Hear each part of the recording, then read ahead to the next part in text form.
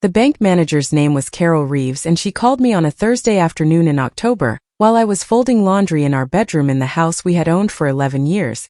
And she said she was calling because there had been some unusual activity on our joint accounts, and she wanted to make sure I was aware before the situation progressed any further. I asked her what she meant by unusual activity. She told me. I sat down on the edge of the bed with the half-folded shirt still in my hands, and I listened to her explain, in the careful professional language of someone delivering information they understand will be devastating, that our joint savings account had a current balance of $412, that our home equity line of credit had been drawn to its maximum of $80,000, and that there were 3 additional loan accounts attached to my husband's name and my social security number that I had not known existed. I asked her where he was. She said her system showed the most recent card transaction on our joint account had been processed 11 minutes ago, at a location in downtown Seattle. I knew the address before she finished reading it. I had driven past it 100 times. It was a casino. Welcome back to BetrayalLedger Stories, where family secrets never stay buried for long. If this is your first time here, hit subscribe and join the family, because this story is one of the wildest ones we've ever told. Let's get into it. My name is Lauren Beckett. I am 38 years old, and the afternoon I learned that my husband of 14 years had been gambling away our life savings since the first year of our marriage. He was sitting at a casino table 11 minutes from our house, spending the last of what was left. I need you to understand what 14 years looks like from the inside before I tell you what was happening underneath it. Because this is not a story about a man who seemed like a stranger. This is a story about a man who seemed like exactly who he said he was every single day for 14 years. And that is the part that is hardest to explain to people who have not lived it. My husband's name was David Beckett. He was 41 years old, a software project manager for a mid-sized tech company in Seattle, the kind of job that required him to be organized and reliable and to manage timelines and budgets with precision, which I had always found quietly reassuring in the way that a person's professional competence can function as evidence of their general character if you are not careful about the distinction between the two. He was tall, steady, the kind of man who remembered to change the air filters and scheduled the car maintenance before the reminder light came on, and made coffee every morning at 6:15 without being asked because he knew I needed it before I was ready to ask for anything. We had met when I was 24 and he was 27, at a friend's housewarming party in the Capitol Hill neighborhood of Seattle, standing in a kitchen at 11 at night arguing companionably about whether the host's bookshelves were organized in any discernible system. He had a theory. I had a counter-theory. We talked for 2 hours and exchanged numbers, and he texted the following morning with a reference to something I had said the night before that told me he had actually been listening rather than waiting for his turn to speak. We married when I was 27. We bought the house in Ballard when I was 29. A craftsman bungalow with original hardwood floors and a kitchen that needed updating and a backyard that had been neglected for years, and that I spent the first 3 summers slowly turning into something worth sitting in. We had a life that looked, from any angle I examined it, like a life that was working. 2 incomes, mine from a marketing director position at a healthcare company, his from the tech firm. No children by choice, a choice we had made together at 32 after a long conversation on a camping trip in the North Cascades where we had decided that what we wanted was each other and the freedom that came with that, and that the decision felt right and did not require defending. We traveled. We had friends we liked and saw regularly. We argued about things that mattered and resolved them in the way of people who had decided early that resolution was always worth the effort of getting there. I had no reason to look underneath any of it. That is the thing I have had to make peace with. I had no reason and I did not look, and that is not the same as being naive. It is the same as being in a marriage with someone who had decided, at some point in the first year, that the life he wanted required a version of himself he could not sustain without hiding the other version, and who had been managing that gap with the specific, sustained competence of someone who understood that the hiding was the most important job he had. The first sign, when I went back and looked for it, was the conversation we had had in the second year of our marriage about our retirement accounts. I had suggested we consolidate our financial planning, sit down with an advisor, get the full picture in one place. David had said he preferred to manage his accounts separately, that he had a system that was working, that combining everything would complicate a structure he had spent years building. I had accepted that. He was a project manager. Systems were his language. I had filed it under reasonable professional preference and moved on. The second sign was a Saturday in our 4th year when I found a receipt in his jacket pocket for a cash withdrawal of $3,000. I asked him about it. He said he had been helping a friend with a short-term situation, that it was handled, that he had not mentioned it because it was not a big deal and he had not wanted me to worry. I believed him. He said it with the easy specificity of someone reporting a fact rather than constructing a story, and I had never had a reason before that moment to test the difference. I did not test it. I should have tested it. I understand now that those 2 moments were the visible edge of something much larger, the way you can see the tip of a structural problem in a ceiling long before you understand the full extent of what is happening inside the wall. But I had not been looking for structural problems. I had been living in a house I believed was sound. What I did not know, folding laundry on that October afternoon when Carol Reeves called, was that David had been gambling since the 1st year of our marriage. Not occasionally. Not recreationally. In the compulsive, consuming way that starts as an escape and becomes an architecture that everything else is built around. He had started with sports betting online, in amounts that were manageable enough to absorb into the general flow of his income without leaving visible traces. He had moved to casino trips, initially framed to me as occasional evenings out with work colleagues, then as infrequent solo trips he described as decompression after difficult projects, then as something he stopped mentioning at all because the framing had become too complicated to maintain and silence was more efficient than explanation. He had drained his own accounts first. Then he had begun on ours. The home equity line of credit had been opened 3 years earlier without my full awareness of what it was being used for.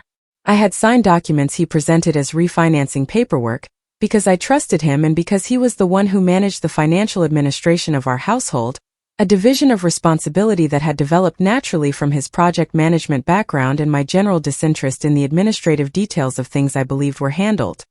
He had used that trust the way you use a tool, efficiently and without sentiment, and the 3 additional loan accounts Carol Reeves described on the phone had been opened using my Social Security number over the preceding 18 months, each one funding losses that the previous borrowing had not covered. $312,000. Gone over 14 years. Accelerating sharply in the last 3 as the amounts required to chase the losses grew faster than the borrowing capacity he had to fund them. I sat on the edge of the bed for 11 minutes after Carol Reeves ended the call. The half-folded shirt was still in my lap. The laundry basket was still beside me on the floor. The afternoon light was coming through the bedroom window in the particular October angle that meant the days were shortening. That specific late afternoon gold that hits the wall at a low slant and makes everything in the room look warmer than it is. I looked at that light for 11 minutes. Then I called my attorney. Her name was Sandra Park and she had handled our home purchase and 2 subsequent refinancing transactions, and she answered her own phone before 5 in the afternoon and she listened to everything I told her without interrupting.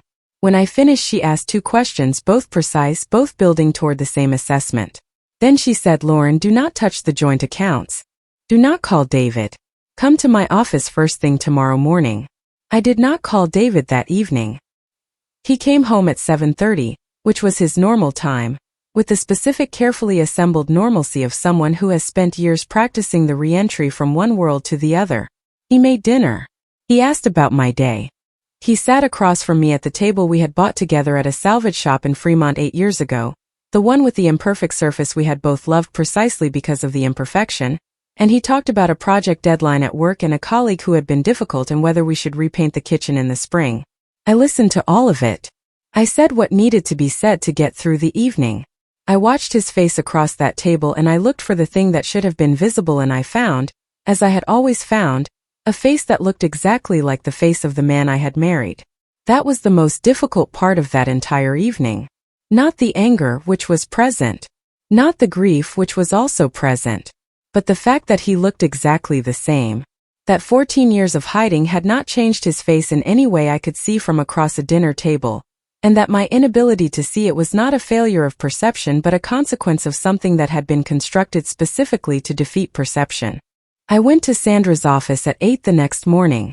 She had the account statements, which she had requested through the bank the previous afternoon with my authorization. She had the loan documents.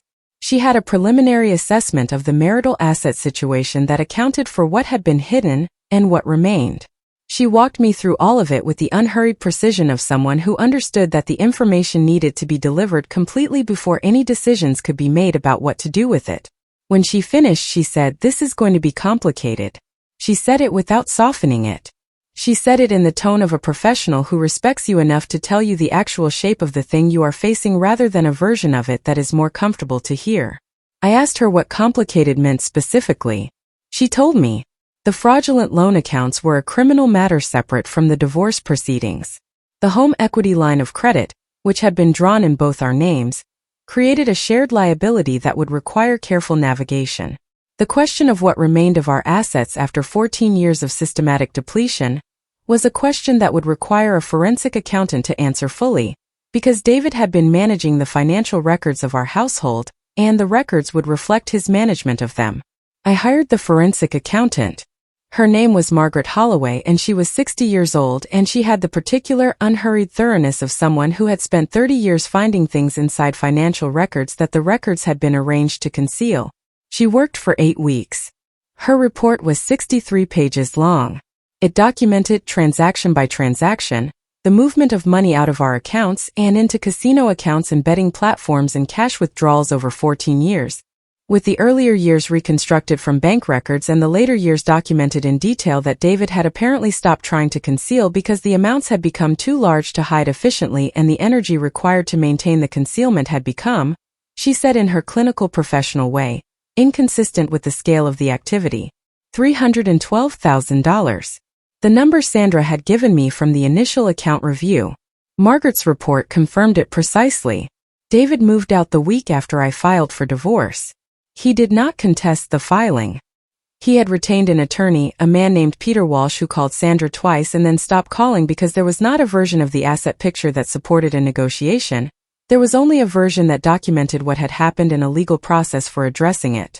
David was cooperative in the way of someone who understands that cooperation is the only remaining variable they can control. He signed what was asked of him. He appeared at the required meetings.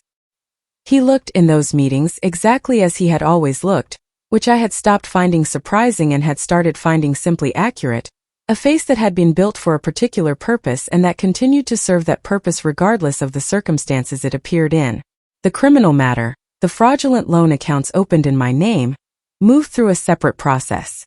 Sandra referred me to a criminal attorney named Thomas Briggs who filed the identity fraud complaint and worked with the Federal Financial Crimes Unit that had jurisdiction over the lending institutions involved. David pleaded guilty to 2 of the 4 charges in a plea agreement. His attorney negotiated 6 months after the divorce was finalized. The sentencing was on a Tuesday morning in a federal courtroom in Seattle that smelled like floor cleaner and recycled air, and I was not present because I had decided that being present was not something I needed for what I needed to happen next, which was to stop organizing my life around something David Beckett had done and start organizing it around what I was going to do instead. The house sold 8 months after the divorce. I had not wanted to sell it, not initially, because I had built the garden and refinished the floors and chosen the paint colors, and it was mine in the ways that a house becomes yours when you have spent a decade making it into something. But the home equity debt had to be addressed, and the cleanest address was the sale, and Sandra had been right that clean was better than complicated, and I had learned, by that point, to trust Sandra's assessment of what was clean. I bought a smaller house in the Finney Ridge neighborhood 6 months after the sale, a 2-bedroom craftsman that needed work and had a backyard that was bare and waiting, and that I stood in on the first afternoon I owned it and understood immediately was going to become something. I had built a garden before. I knew how it worked. You start with what is there.